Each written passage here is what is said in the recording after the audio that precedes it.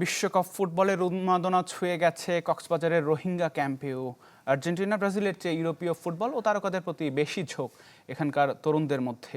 নাগরিকত্বহীনতার অনিশ্চয়তার মধ্যেও খেলাধুলাকে কেন্দ্র করে তারা খুঁজে নিচ্ছে আনন্দ, আত্মবিশ্বাস ও ভবিষ্যতের স্বপ্ন।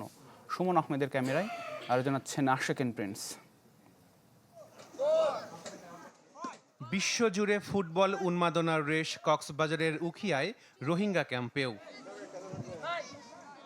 এই অনুশীলনে অংশ নেয়া শিশু কিশোরদের কারো জন্ম মিয়ানমারে, কারো বাংলাদেশের ভূখণ্ডে। তবে জন্মস্থান ভিন্ন হলেও ক্যাম্পের ভেতর তারা একই বাস্তবতার মুখোমুখি, নাগরিকত্বহীন জীবন। জাতিসংঘের শরণার্থী সংস্থার উদ্যোগে রোহিঙ্গা ক্যাম্পে স্পোর্টস ফর প্রোটেকশন প্রকল্পের আওতায় শিশু কিশোরদের প্রশিক্ষণ দেয়া হয় ফুটবল, ক্রিকেট সহ বিভিন্ন খেলার। শারীরিক ও মানসিক বিকাশের পাশাপাশি সামাজিক সম্পৃক্ততা বাড়ানোরও চেষ্টা করা হচ্ছে। ক্যাম্পের প্রত্যেকটি শিশু কিশোর আমাদের এই স্পোর্টস ফর প্রোটেকশন ব্যাচের মধ্যে অন্তর্ভুক্ত হোক, তারা তাদের নিজস্ব সুরক্ষা সম্পর্কে সতর্ক হোক এবং সাথে সাথে নিজের সুরক্ষা রক্ষার পাশাপাশি তারা তাদের সমাজের, তাদের পরিবারের সকলের সুরক্ষা নিশ্চিত করতে পারুক। কোলগেট ম্যাক্স ফ্রেশে আছে আইসি কুলিং ক্রিস্টালস, যা দেয় ম্যাক্সিমাম ফ্রেশনেস সহ কোলগেট ম্যাক্স ফ্রেশ। বিশ্বকাপ ফুটবল ঘিরে এখানকার শিশু কিশোরদের মধ্যে আছে বাড়তি উচ্ছ্বাস।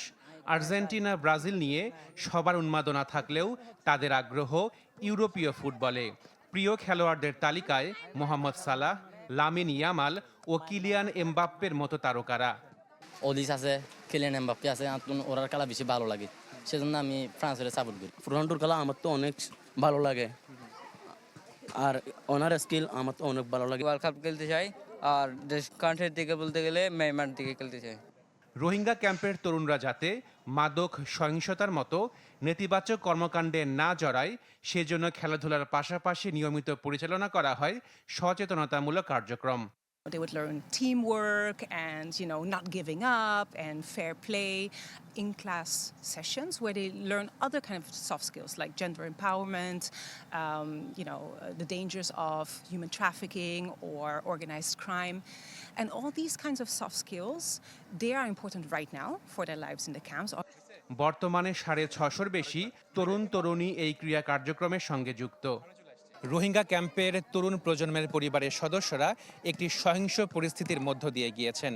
তবে এখানে যারা খেলাধুলা করছেন তারা চান না তাদের ভবিষ্যৎ হোক অনিরাপদ। তাই তো খেলাধুলার সাথে নিজেদের সম্পৃক্ত করেছেন তারা। Ashekin Prince, channel 24, Rohingya camp, Cox's Bazar.